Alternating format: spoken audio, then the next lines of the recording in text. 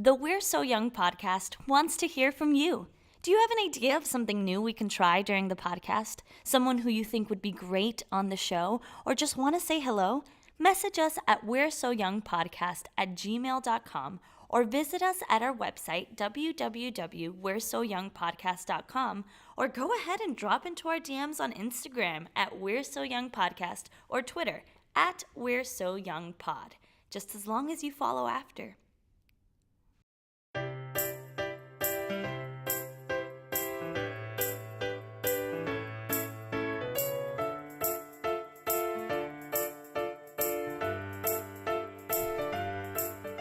Hello, everybody, and welcome to another episode of the We're So Young podcast. I'm Diana Garley, and I am joined today with Amy Toruño. Hello. Who is an actor, a singer, a writer, a poet, a friend. Who are you, Amy? I'm a lot of things, as most millennials are, in order to survive as artists in this world. So tell me a little bit about your upbringing. You grew up in New York, right? Actually, no. I was raised in Miami. Okay. But I was born in Nicaragua, and came over, and I was about 8 or 9. Actually, can't remember. And was raised here. Did all of my high school years here, and then I've kind of plopped all over a few places. I did my undergrad at Iowa, and got my bachelor's in vocal performance. And shortly after graduating, I moved to New York to pursue my dream, the Broadway dream. I lived in New York for about 3 years and then moved back home to Miami. Was here for a year, and I just felt like it was temporary this time, and I started to apply to grad school.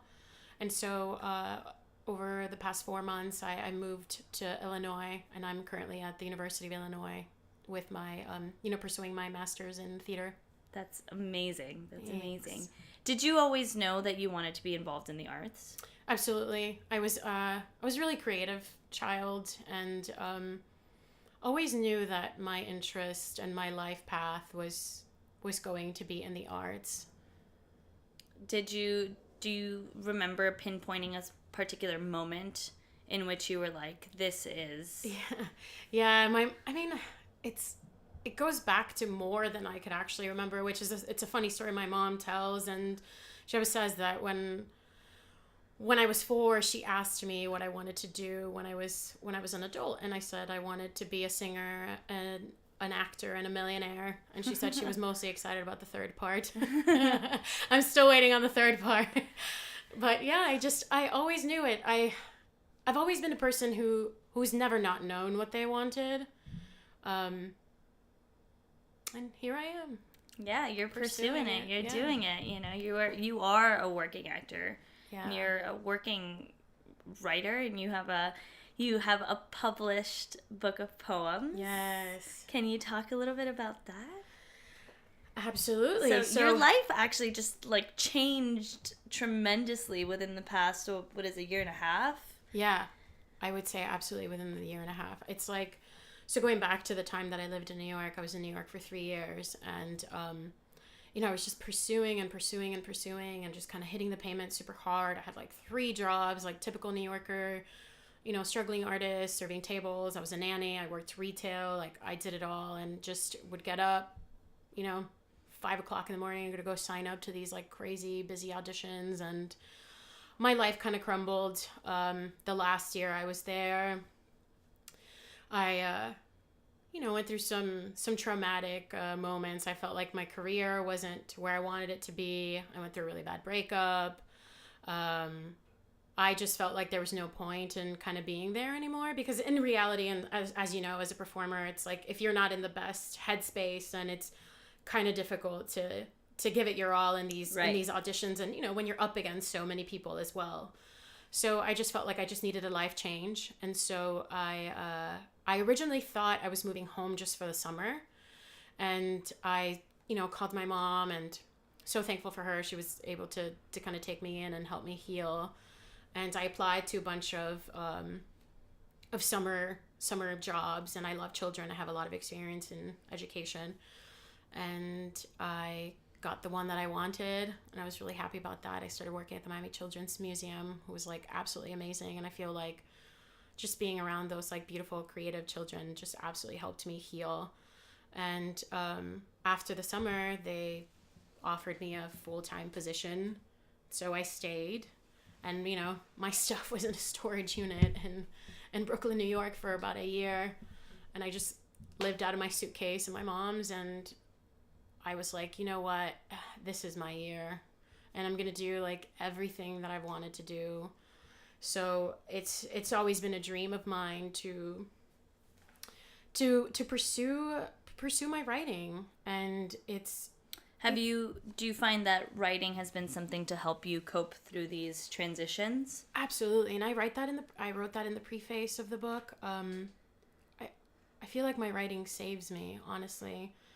And if it wasn't for my writing, I mean, I don't know where I'd be, especially that last year in New York. It was like, you know, what people don't realize is like when you're an actor or a singer and you're in New York City, it's all these movies painted out to be this like glamorous lifestyle, and it's definitely not. I mean, not for me, it wasn't. And you can't get your hands on audition to begin with. So how do you perform? You can't really perform. So then every once in a while, if you can squeeze it in, if you can pay the accompanist fee, then maybe you end up doing like a little cabaret or something. But that takes time. It takes money. So I needed something that I could do to kind of release and express that flower that kind of lives inside me, and this need to just create and to create art. And that's what my writing is. It is accessible to me at all times. I just need a pen or paper, my computer, my phone. I mean, I even write it as notes a lot of the times, like just comes to me randomly, and it absolutely saved me. And so I felt like after that year, it was so difficult. I was in Miami, and I said, you know, this is the place to release it, because my friends are here, my family's here, my support system is here. Right. Incredible professors that have helped me pursue this dream, and it just felt right. And it kind of, you know, I'd work in the mornings, I'd teach, and part of the times I was in a show as well. I was really happy about that. And I'd come home and just type it out in the system, and I got a bunch of copies printed and samples, and asked a couple friends, like, you know, where do you think I should do this book signing? And it's always been a dream, and I was really scared because it's not like a monologue or a song where, you know, these amazing, brilliant composers or lyricists write it, and then you perform it, and you draw from yourself and your own memories, but your audience doesn't necessarily know what you're drawing from. They just know they feel it. Right. My poetry is me. Yeah. There's no security blanket. I loved reading. I was so happy when you sent it to me because, it's funny that you started the podcasting, you know, you're like any basic millennial, but it's just like, it's just so human, you know? I will probably kind of bleep out the title of it, but it will be, and the description and stuff of the podcast, and I will also put the link on the website and everything. But can you say the name of your book? Yes. So it is The F-Boy Chronicles. If you'd like to bleep it out, we could say The F-Boy Chronicles. There we go. And okay, so how did you come up with that name? It's a great question. I can Yes. totally imagine being like someone who recently is single. I can definitely. Yeah, so it just goes back to our generation, which is, I think, why your podcast is so great, because it is such a term to our generation specifically. Right. Can you define that? Because yes, I actually had somebody ask me. Yeah. Well, what is that? What does that mean? Like, they were so upset when like I used it as like in like a, you know, conversation. Well, does that person date men? Because no, they exactly. didn't. And then I was like, and then at the time I was like, oh, you just don't get it. And then No. and then like later on I was like, oh, it's because you have not all those traits, but some of those traits, and that's why it's so hard for you to grasp that. Yep. Okay, so can you define the exact? Oh, my Lanta. All right. So to me, a F-boy is, I would say men that are hurt, actually. I think hurt people hurt people. Yeah. And oh, we're going deep here. yeah, and I find that they're so broken that they don't even recognize how they hurt the women that they date. You know, it's like the gaslighting or the ghosting, which is, oh my God, such a thing in the millennial like dating world. Or Oh my God, I'm so just nervous. saying awful things. I mean, some of what I write in my poems, like people are like, wait, men have actually said that to you? Oh my goodness! Like, There was one that you wrote about being a Latina and like Yeah. and like what they were saying to you, and Oh, I'm like, yeah. oh yeah, that's right, which is another problem in itself. Is like, I'm not just a millennial, I'm a Latina millennial. Yeah. So that brings up a whole nother set of issues because we have racial issues, we have age issues, like, oh yeah. so And our culture absolutely. is so, you know, Machista. it's machista, yeah, and it's, you know, and it's Still not is, necessarily unfortunately. always a bad thing, you Right. know, because it's easy to use that term and be like, oh God, that's such a negative term, but it's you know, it could be also very it's just nurturing at some points, but for the most part, it's not necessarily a good thing. Yeah. You know, and so it's the idea that I've been seeing a lot of things on the internet recently of like, because you know the holidays, we're recording this right now in December, so because of the holidays, you know, I saw this thing that said, if you have a child, don't force them to hug or kiss someone hello or goodbye. Like, Right. let them have those boundaries. Right. And I think that I don't know how it is for your family, but I think definitely in my upbringing, like Yeah. it was a thing. Oh, it's rude. I mean, Yeah. it's rude if you don't kiss someone on the cheek. Yeah. You know, you go to these holiday parties and there's like 50 people sitting on a couch, and you got to stop and kiss every single one of them. Every single one of Otherwise, them. one person's gonna get real mad. Even if you're uncomfortable, even if a Absolutely. person gives you the wrong vibe, even if it's your family, Yeah. like you're just like, fine, okay, I guess I have to do it, you know. And it's a culture where like we're very touchy, Yes. which I am a very touchy person, and it's really funny when I meet people from out like that are not from Miami or just like Yeah. Hispanic in general. Like I always have to warn them. Yeah.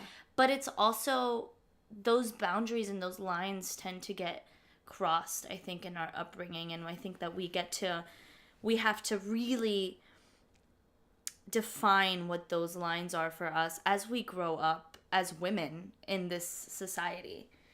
And I found that really, really interesting when I read your book, because it was like, yeah, like these people are crossing the line. And if you were to tell, you know, I don't know, maybe like a 60, 70-year-old person in our culture, they'd be like, that's fine, Yeah. you know? Whereas in this day and age, it's not fine. Or even just like the dressing. I remember, you know, when I was a younger girl, like girls would get sent home if we had on spaghetti straps. We grew up in South Florida. I Right. mean, there were days where it was like 90 something degrees. Yeah. Why should I be ashamed of my natural body? Why aren't men At, like, taught 9? to respect women? Yeah.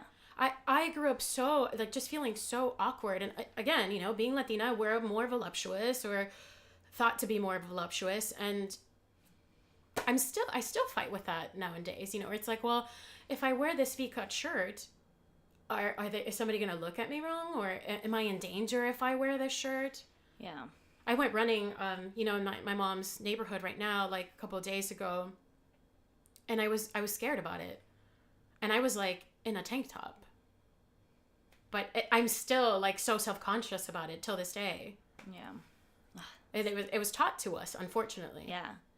I mean, yeah. It's funny because I have a lot of friends that didn't grow up down here or just like grew up with a different kind of upbringing, and like they have like these neighborhood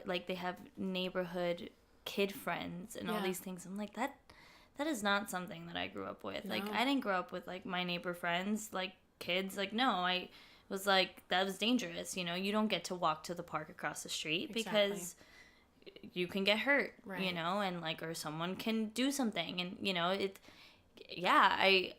it's not until you grow up that you realize that all this like fear was instilled in you and not enough confidence to defend yourself, Absolutely. you know. And I think that that's something that I hope when I have kids I can Yeah, absolutely. I want to teach that to my future daughter, you know. And I of course, Ruby Carr is amazing, and I'm currently reading her latest book, The Sun and Her Flowers, and one of her poems talks about that, is that as women of color, we're taught that no is a bad thing. Yeah. How is somebody pushing you down and forcing you physically or emotionally, mentally, and it's rude to say no? Right. That's beyond me. And yeah, I know. And it's, I don't know, I think I grew up with a single mom. Me too. Yeah. Yeah.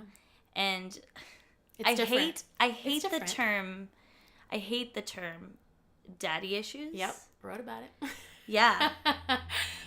But Yeah. it's just, it's so real, you know? It's like we're getting real deep in this. I love it. But it's just such a, it's so real. And growing up in like our culture, it's so real, you know? Like it's just like, it's that constant need of approval, because that's what we were ingrained with, you know? Like, what's the neighbor gonna say? Oh, what is your tia gonna say if she sees you wearing that? Oh, what is your tío gonna say? Oh, are you good enough? Are you good enough? Are you good enough? And then let's add the fact that, like, am I good enough?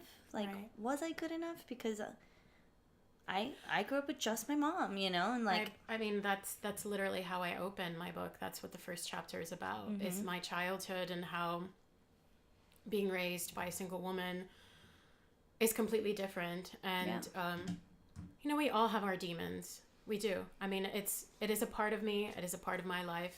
And a lot of women in the Latin culture. And it does affect you. Yeah. I mean, when you're a little girl and, you know, there's like father-daughter dances and you don't have a father to take you to this dance, like, how does that make you feel? Or like on Father's Day when people make cards and stuff, and you're just like, I mean, I'm making my mom on Father's Day card. You know, it's like, it just, I would make my grandfather, you know, which my grandfather took on the role as my dad, but yeah, it's the same. It's beautiful that you mentioned that, because my tios, my uncles are incredible. I feel like I was just so blessed to have them, and I wrote about them as well, and just continuously thank them, because I feel like they definitely picked up the pieces for me as a young child. And I mean, they engraved in my mind that I am beautiful, and that I am smart, and that I can pursue any dream that I want to, you know. And that's where the other half of the, like, machismo comes exactly. in. You know, that's like the beauty of it, you know? Gentleman. Exactly. Yeah. It's just like being a gentleman and showing love, you know, and showing and doing things out of love and not out of power. Yeah. I think that's the difference in that word, you know? Like, it's like the men that do the things out of love and the men that do things out of power and needing to show, you know, needing to show their peacock feathers kind of thing. And I mean, some of the things, like, and going just to the power of words, you know, like, some of the things that my uncles have told me growing up is just saved me. Like, they helped me be a little less awkward, and they taught me things that I would have never learned if it weren't for them. And one of my uncles is also like a great poet, writer, and I have a tattoo on my arm that says Triunfo, which means triumph, and it's in his handwriting, because as a child he always told me triumph is your only option, and I try to live by that motto. And I just thank them so much, because I don't think that men realize, especially when they have daughters, the impact that they can make on that little girl. Oh yeah. Or if they're uncles, you know, that's my advice to my male friends. Like, if you're gonna be an uncle, if you're gonna be a dad, like, just show her that love. Yeah. Because it's so important. You are the first man that she's going to love. Exactly. So set her up for success. Yeah, I mean, if my future husband is not like my grandfather, they're not good enough for me, you know? Like, exactly. I'm sorry, they're not, you know? And I think that, and that's also just like, you know, like, my grandfather in my head is perfect, you know? Obviously he's not, but like, he's perfect, and like, it's that, those sort of expectations that you also think like, well, who would I have been if I would have grown up around? Oh my gosh, I don't even know. I mean, Yeah. I have sisters somewhere in Mexico. Yeah. You know, I have like a whole nother family that I don't even know. And I'm just like, well, how different would my life be Yeah. if like this person would have been in my life? And like, let me make one thing very clear. And I know that you feel the same exact way. Right. Like, growing up with our mothers have made us some strong, independent women. Absolutely. Oh my goodness. Like no BS women, you know? No BS. Yep. Yeah, you know, workaholic, independent, strong women. And I think it takes a really special man to be with a woman like us. You know? Oh, yeah. So it's difficult. It makes it difficult. With your poems. Yeah. Going back to what we were talking about before, it's the idea of just like being 120% open with the people that open that book. Yeah. You know, like literal open book term, you know? Like that's I like that. and I felt so connected with you. Thank you. And I think, you know, I think that obviously, you know, we're different people, but I definitely felt very in tune with what you were saying, and I read it right after I was going through a breakup, so I think things are like really heightened. Yeah. I was like in my thank you for taking the time to read it at that no time. I was like in tears. I was sobbing. I was like in my new apartment. Maybe it was cathartic. Yeah, I was by myself, you know. It's I went from like living with someone for years and thinking, you know, that there was going to be this huge future with this person. Yeah. And then it just like one day it just kind of clicked that I was like, okay, well, that's really not happening anymore. And here I am in an itty bitty apartment like the size of my finger, and I am alone. Yeah. You know, and I'm alone, and all of these expectations that I had put are not happening. Unfortunate reality. And here's like, and I'm not saying that I didn't have a part in that, but I also think that the person who was my partner had a huge part in that. And I think that reading your book, I just felt so like, oh my God, I'm not alone. Oh, that means so much to me. Yeah, no, definitely. So, I just was like, I was like, okay, because, you know, like, I mean, everyone goes through heartbreak, you know, like that's, you don't grow if you don't go through a heartbreak, but at least once in your life, but like, it was just so real, you know what I mean? And I know that, like, you have different chapters that represent, or not different chapters, but different poems that also represent different men in your life. Actually, chapters, you were right, yeah. So no, there's chapters. Different chapters, and they each represent different men that I've dated, or just men in my life. Can you read through those chapters? Because I think those... And I guess subtitles or contents, or what would you call the chapters? I think that those chapters are so important. And it makes my heart smile that you said that you didn't feel alone, because when you cracked the book open, it says for brown girls from broken homes. And that was my goal. This was a book written, edited, photographed, designed, hosted when we did the opening party by a team of women. That's amazing. And that was one of my biggest dreams. And the chapters, I have the preface, and it just talks about that last year in New York and how I felt like everything was crumbling down, and I used this book to just kind of help me out of that, as well as some really great therapy, which I am such an advocate for. Oh, me too. I think that mental health doesn't get the light that it should. Oh, I mean, we can get into that when we're not recording about it, because this is not my podcast. I mean, it's not my interview. As well as my writing, that was very helpful. But yeah, so I have the preface acknowledgement. So I thanked the people who helped me with this book. So the first chapter is the beginning, and it talks about mostly like my childhood, my upbringing. Then it's the tenor. It's a man that I've dated. Ironically, the baritone, another man that I've dated. Forbidden Love, who was a manager at a restaurant that I worked at, so that was a little sticky situation. The Toxic Love, the Latin Lover. The Others is an interesting chapter. That's kind of like a a little collection of different poems about a couple guys that I kind of had like dates, just a couple dates with, and maybe just wrote something down after a date that I was really inspired by, but nothing really ever came of that. And then The Teacher, which is the last guy that I did it in New York, and was absolutely in love with him. The Future, and then The Most Important Love. Which is? Yourself. Yeah.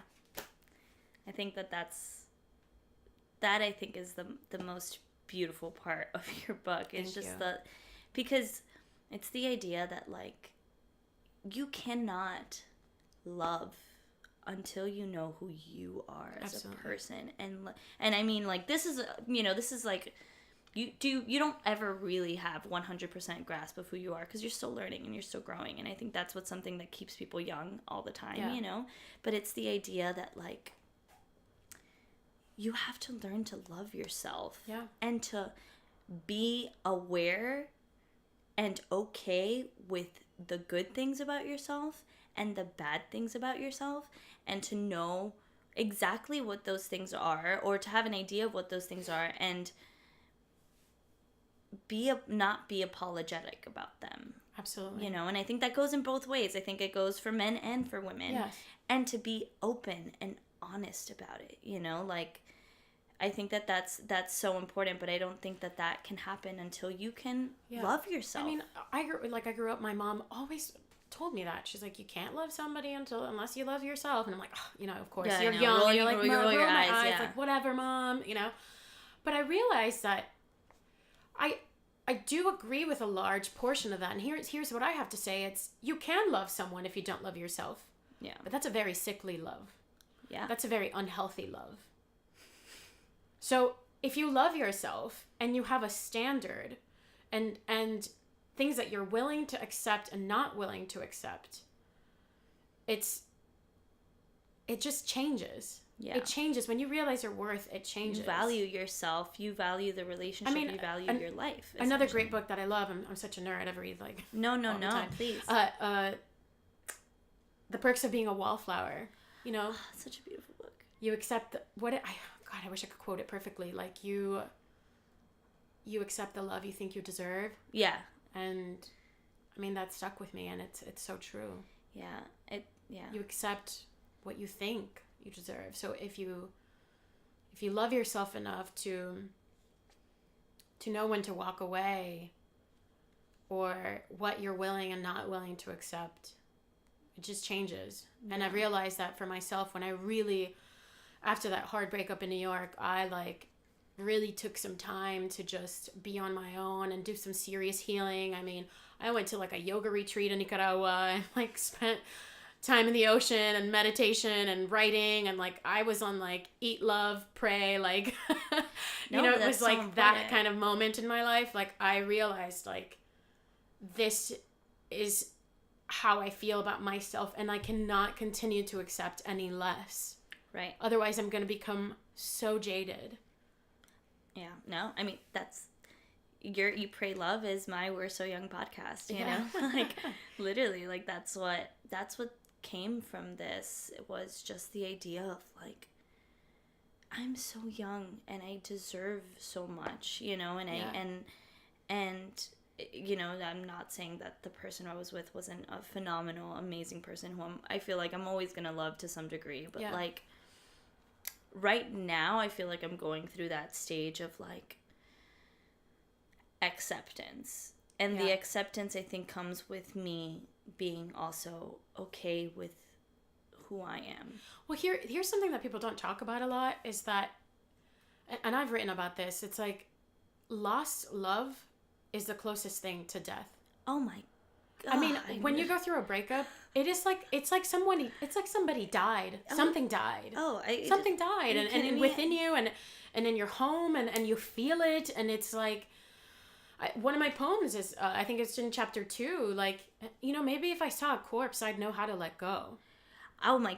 That was the one. That was the one that broke me. Cause I mean, yeah, and then it's also just somebody just leaves from your life and your heart, and you have to force them out, and you can't even bring them flowers to the cemetery. Yeah, and the worst part is that it's also, to some degree, it's that person and everything that that person brings, you know? Yeah. It's like, you know, if you're close to them, they're family and they're friends. And like, you know, you build all of these relationships surrounded by this one person. And then you also, like, I dated this person for 5.5 years. Yeah.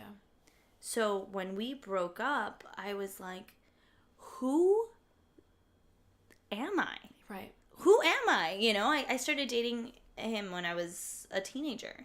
Yeah. And I'm now 25, about to be 26. And I was like, my entire 20s was me with this person. Like, who am I without this person? You know, and it, you know, maybe it's a blessing in disguise because I'm really grateful for the person that I am, you know, and like, we're gonna have a list of all the flaws I have because I'm very much aware of most of my flaws, and maybe I have more that I'm not aware of, but like, I also am very much aware of how strong I continue to become. Yes. And I think that that's something I felt in your book towards the last chapter. Was just the like, and you feel it. You start to attract.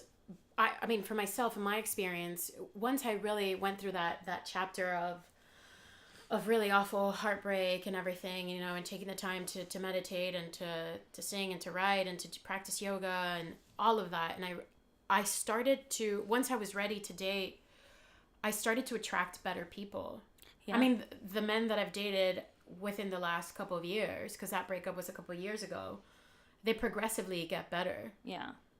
You feel it. You start to, you know, the law of attraction, you start to attract like what you're ready for. And you start to know, like, you start to pinpoint right off the bat what you don't want. Exactly. You know, like, everyone has these terrible, like, online dating, Tinder, Bumble, Hinge, whatever you want to call it. I refuse. Yeah. But everyone has these, like, bad dating stories, you know, and, like, it's also, you know, you just go, you meet someone, and you're like, oh my God, no. I was so against all of these things, like, my entire life. And then recently I got on one of the apps, which I'm not going to say on the podcast. But actually, I'm now off of it again. Yeah. But I did get on it for, like, a little bit. And you know, it was so, I did it more as, like, a social experiment, you know, because I wasn't at the time, I wasn't ready to start dating. I just wanted to, like, be okay with sitting across the table with someone that wasn't the person who I thought I was going to be sitting across the table with for the rest of my life, you know? Oh my gosh. And that was hard.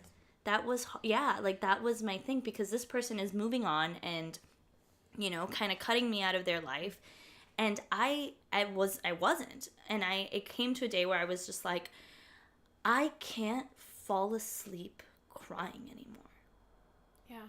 You know, it was months of me every single day sobbing uncontrollably, and like, and you know, and you work a lot too. It's like sobbing uncontrollably when, like, in those spare moments that you have on your own. So like, there's no real peace because then you're working all the time, you know. And we have to be so on for the work that we do. We're not just sitting on a computer. Like, exactly. We're interacting with other human beings about real life emotions. Exactly. So it was just like, you know, I'll wake up, cry, get dressed, go to work, and be on. And then the moment I get into my car, I'm like, you know. Yeah. And so it just became a thing that I was like, I can't do this anymore for myself, because I'm crumbling, you know. Like, I thought I was crumbling, but like, this is bad. And so I got on these apps as like a social experiment. And I'm sorry if anybody that I went on a date with is listening to this. Because actually, I made a couple friends from it. So, that's great. Yeah, I had a pretty good experience for the most part. Like, I had... that gives me hope. Yeah, I mean, I had very specific, kind of like, I'm not gonna, I don't know which one it was. I swipe right. I think swipe right is the one that you like, or I can't remember. Whatever. I'm not gonna like one of the, like, a guy that only has pictures with his shirt off. Oh, you know? gross. Yeah. Yeah. Or has a picture with his shirt off, like, at the gym, you know? Like, there was, like, Yuck. very specific ones that I was like, I'm not doing this, I'm not doing that, I'm not doing this, Like, I'm not doing just that. for the men, like, I hope they realize that doesn't work for, like, smart women. It doesn't! Like, post a picture It's of like- you reading, like, The Great Gatsby, and maybe I'll swipe right. Right. No, and it's so fun. It's so funny. I just, like, yeah, and so I ended up, I mean, I had a couple, terrible, like, I didn't even, like, end up meeting them because I was like, oh my God, like, I just started talking to you. Why are you asking me this really inappropriate question? I would get upset, and I'm just like, oh, forget this app. And then, but then I also had some, like, really cool conversations with some people, but, like, right off the bat, I was like, well, no, I don't, like, you're cool, and I think you're great, but I don't want to see you, you're not something. And then this one person who, like, I literally was like, I think I even told him, like, in the conversation, I was like, I just kind of want to grab a drink, and all my friends are busy. And he was like, well, do you want to grab a drink? Let's grab a drink. And I was like, yeah, sure. It was, like, spur of the moment, like, fine to, like, literally, we matched, and, like, an hour later, he was like, let's grab a drink. And I was like, okay, cool. Yeah. And then I was, like, definitely not expecting to, like, even connect with this person. I was just like, well, maybe I'll get a glass of wine out of it. Yeah. And we ended up, like, meeting for a drink and ended up talking for, like, 4.5 hours. Wow, that's wonderful. Yeah. And I was like, and I Conversation is a different type of intimacy. Yeah. And, like, we've seen each other multiple times at this point, and, like, every time it's like Long, just deep, a long, deep, beautiful gorgeous. conversation. Yeah, it's great. It's great. He's pretty cool. Oh, you give me hope in humanity. Yeah. I mean, we'll see. Your episode's gonna be. We're recording this right now in December. Your episode's gonna be in February, I think I told you. Yeah. So we'll see joy. what's happening. I hate with Valentine's that. Day, for the record. Oh God. What do you want to do for Valentine's Actually, Day? Like, yours go to is a going to shooting come out on range? February 15th. Oh, man. That's right. Yes, Ugh, because my favorite holiday. Oh, No, guys. I'm Well, I kidding. hope you had a great Valentine's Day, and if you didn't, I'm glad you're listening I'll to be this nose deep in podcast. rehearsal. Yeah, I mean, we'll see where I am with this guy, but I don't. And that was another thing. Like, I think I was, like, straight out with him. I was like, listen, I'm not looking for a relationship, and I think that was also just like, he was like, cool, like, that's cool, and, like, and I think the idea of, like, just going into something without an expectation for it to become a thing, but having not a standard, but yeah, like, a standard. And so, like, being like, well, I'm not gonna let myself be treated any less than this, but not going with an expectation of a relationship, like, it made things easy. I'm not good at that. Which is why I don't do dating apps. Like, I'm not against it. A lot of my girlfriends, or even male friends, my gay friends, are on other apps. Like, it's worked for them. I've seen, like, actually some really beautiful relationships come out of it. I just find that I'm such an idealist and such a romantic that sometimes it gets in the way for me. I mean, definitely. Definitely. I always, like, I write about love and of course other things, but I always tell myself, like, if it's meant to be, you're gonna figure it out. Yeah, I'll meet him at, I don't know, Publix. Hopefully in the ice cream aisle. Yeah. Maybe he's grabbing the waffle cone ice cream. That's the man of my dreams. I'm looking for you wherever you are. Yeah, it's so weird. God, dating. I never thought I'd be dating again. That's so funny. It's exhausting. It's exhausting. It's exhausting. It's the worst thing. It's the worst thing. But I guess, like, when you do click with someone, it's really exciting. But it's also just, like, and I think that you have a really good grasp on that. And I think there's a poem in your book about it, about, like, letting yourself open up after being broken, and it's just like, that's still right about that. Yeah, I mean, that's life, but it's just the idea of being okay with that. Trauma is real. Oh my God. I've experienced trauma. Yeah. And it is a part of you once you've experienced it, and you have to learn how to live with it. And I think it gets easier if you voice it. And that's why maybe, like, words are so important to me, because I find that when I start to, like, really connect with someone who I could see myself, like, developing feelings for. I'm like, you know, maybe I don't give him the whole enchilada right away, but I'm just like little bits and pieces, like clues, like, listen, you know, I'm a very sensitive person, and I'm again, going back to the work that we do, we're very emotionally intelligent people. So I need someone who understands that that is a part of me. Yeah. And that you have to be kind and sensitive to that part of me, because I'm not perfect. Nobody is, but I'm just open about it. You know? Yeah. I have to be. Otherwise, I'm just going to keep dating people who keep hurting me and not saying no is not the answer, as we've talked, you know? Do you find recently that when you, if you've gone on any dates recently, do you tell them about your book? I do. You do? Yeah. Or sometimes, you know, like now, like with social media and stuff, it's a lot. Like, it's on my Instagram and stuff, so it's like not a surprise. But I do talk about it, and I will say though that if it's someone that I like, I don't have actually, and I've ran out of physical copies. Thankfully blessed to have sold them all. It's just online. And the link is in my Instagram, but so yeah, I'm gonna link everything to the description, and it's also gonna be on the website. So and hopefully by then it's also hopefully by then it's also on Amazon, which I'm trying to get processed now. But yeah, I find that if I really like someone, I don't want them to read the book right away. Right. Because it's so intimate, and it's such a part of me that I'm like, okay, once you read this. I mean, a lot of it is up to interpretation, because that's what poetry is, but it's also, it's not, if you know me. But you're in, you know? It's like this guy that I'm kind of seeing. He started talking a little bit about his ex, and I was like, great, tell me about your ex. And then in my head, I'm like, you're not going to know anything about me just yet. Like, I'm sorry, you know, I'm not there yet, you know? Yeah. Like, and I think I said that to him at one point. I was like, okay, this conversation's getting too serious. Okay, bye. And, it's the idea of, like, when is it okay to let people in? When is it okay to let people read the book? Like, people that you know, like, because it's not even, you know, how did you feel about your mom reading the book? I was extremely embarrassed, especially because there's some chapters which are a little bit steamy. So, I don't know that she's read it, and I think it's partially because of that, because I've told her, I'm like, Ma, please don't read it. So hopefully she's maybe just skimmed over the nice PG-13 chapters. Did you tell her, you're like, you could read this one, but not this one? I kind of did, okay, but who knows if she listened. She probably did read it. She probably just read it. Yeah. But she's cool like that. You know, she appreciates art, and she's a writer herself, and she gets it. Yeah. Thankfully, she doesn't ask any more questions, but... Yeah, it's hard. It's hard when to know when to let someone in. Yeah. It still is.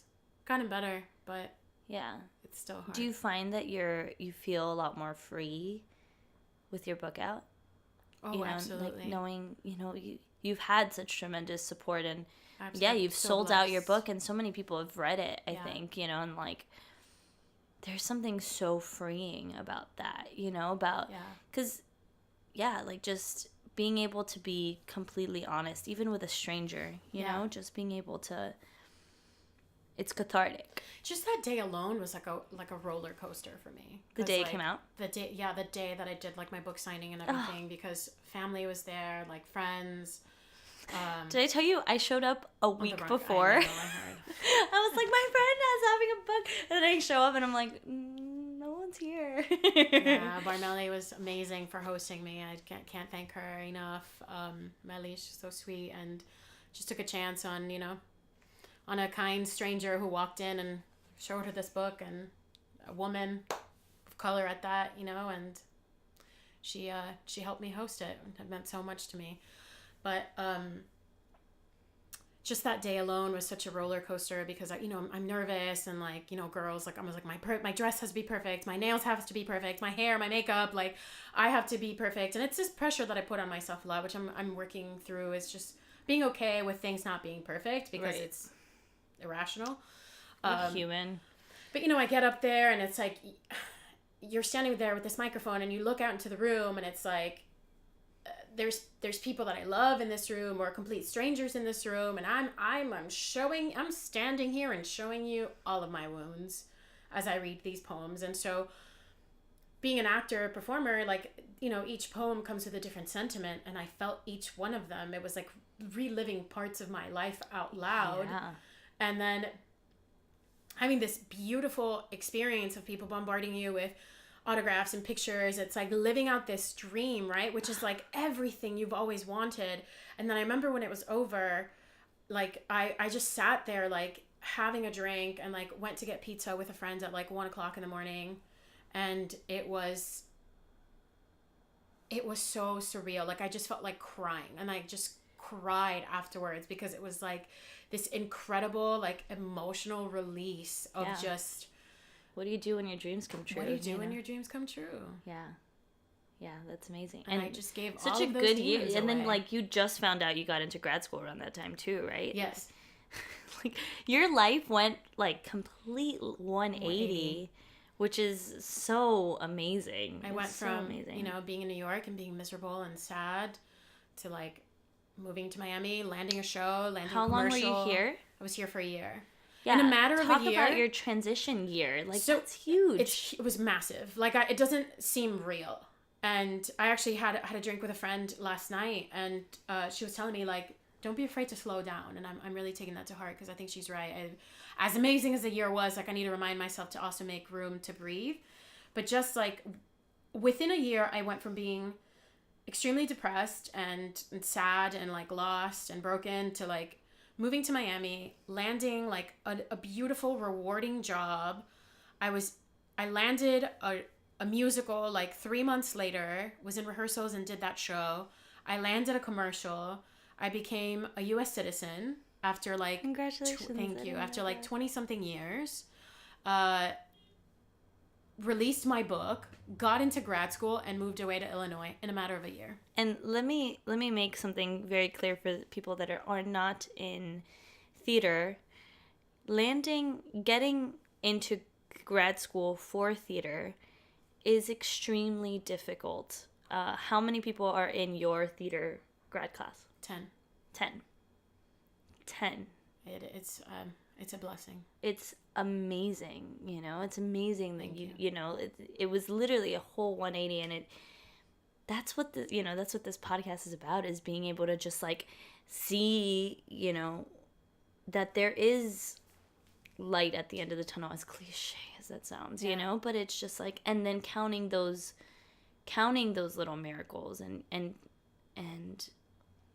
grasping those as the good things in your life, you know, because I feel like if you would have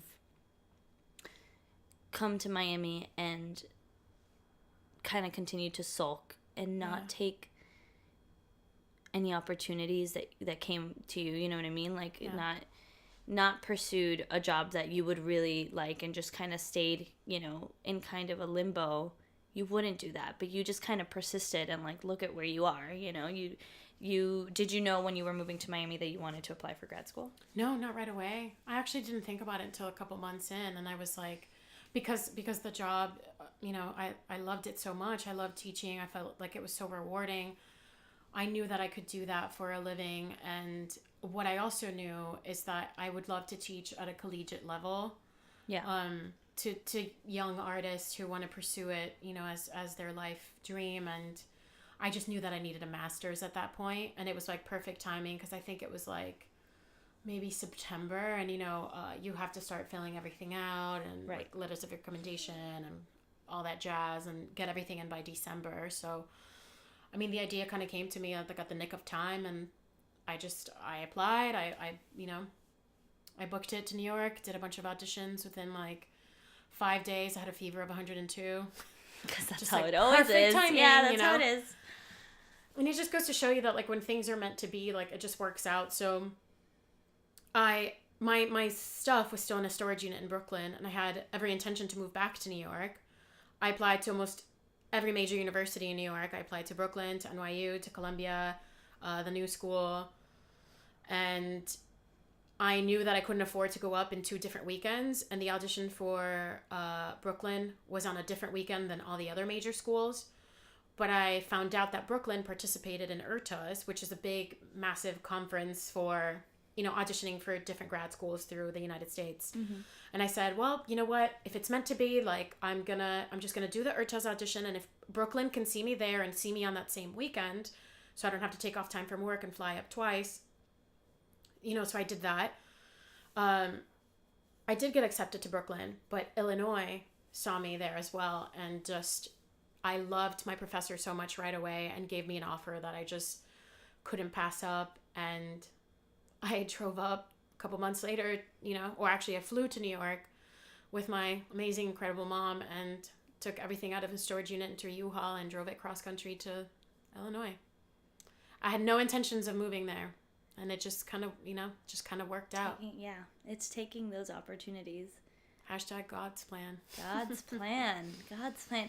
What would you tell the girl that was living in New York 4 years ago? Love yourself more. Yeah. Love yourself more. You're worth so much more than you think you're worth. As an artist, as a person, as a partner, as a friend. I mean, within the last couple of years, I've really let go of some really toxic people in my life. And I've let go of toxic people and, family members, friends, lovers. It's so important. And it's helped. Yeah, it's so important. I feel it.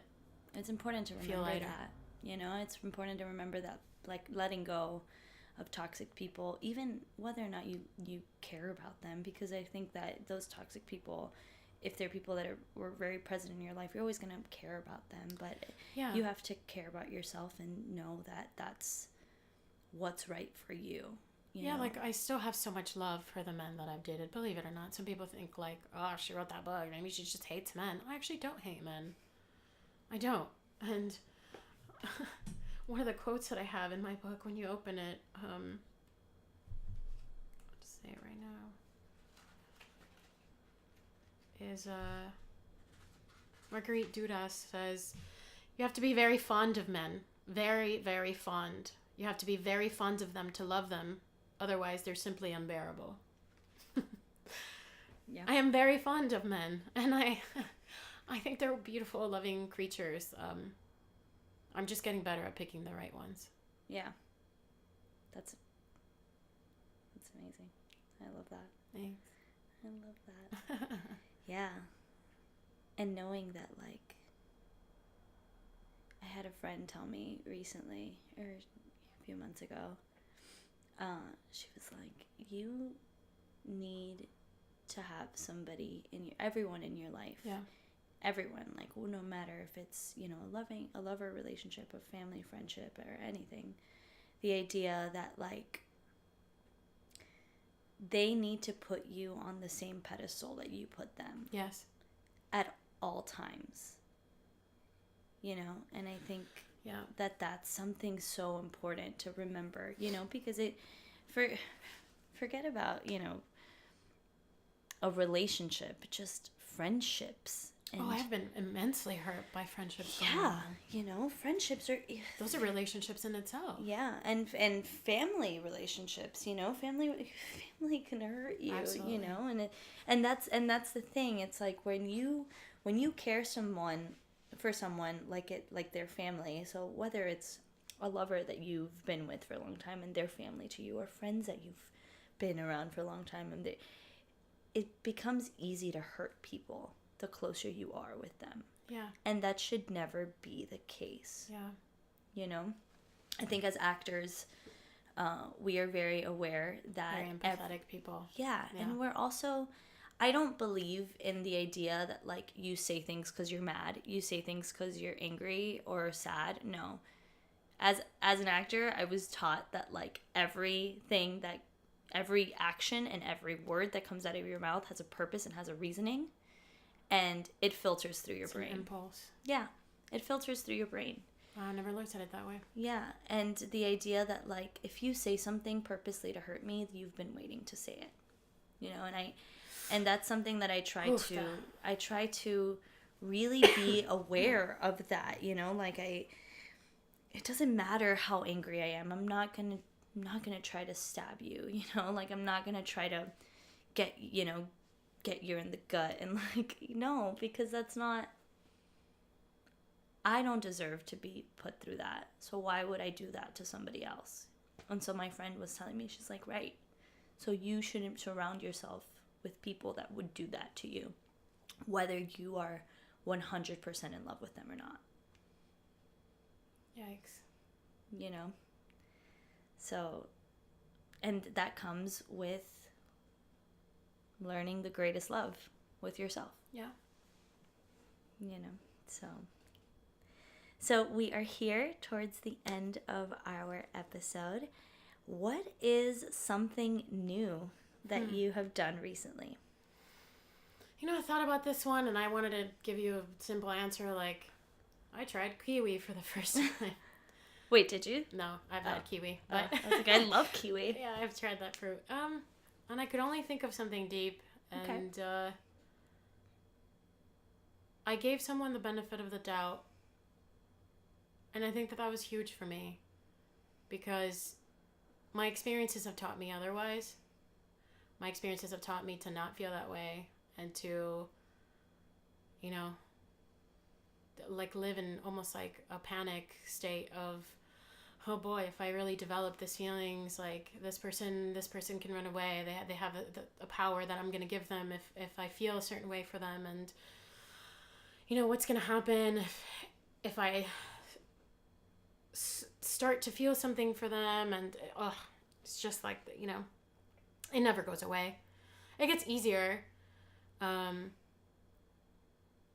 And although it was shorter than what I would have liked to experience with this person, it was really beautiful to see that someone can communicate with me